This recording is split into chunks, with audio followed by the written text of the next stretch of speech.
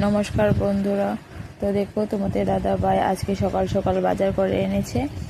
তো এখানে ডিম এনেছে, 5টা ডিম এনেছিল, ওই একটা সিদ্ধ দিয়ে দিয়েছি আমার ছেলের জন্য।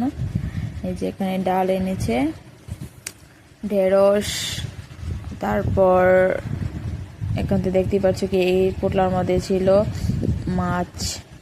আর এখানে মানে বাজারে গেলে দাদা এইসব টিফিন নিয়ে আসবে আমার জন্য প্রতিদিনই। এটার মধ্যে ছিল শুটকি। তো এখান থেকে টমেটো, পেঁয়াজ, কাঁচামরিচ এখানে আমার ছেলে খাচ্ছে বসে বসে।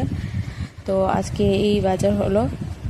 তো দেখো, সুন্দর করে আবার দেখিয়ে দিচ্ছি যে কি কি বাজার আনা হয়েছে। আর এই মাছগুলোর নাম কি তোমরা কে বলতে পারবে, আর কে কিভাবে রান্না করে খাও এই মাছগুলো? আমি তো টমেটো পেঁয়াজ দিয়ে সেদিন একটু টক টক করে রান্না করেছি, এমনিতে পেঁয়াজ দিয়ে করি মাছগুলো আমি সবসময়। দেখো, আজকে মেনুটাই হয়েছে ঢেঁড়স ভাজা, তারপর এই বেগুন ভাজা আর ডাল আর এই কেচকি মাছ। আমার মিনি ব্লগগুলো আপনাদের কেমন লাগে প্লিজ কমেন্টে জানান।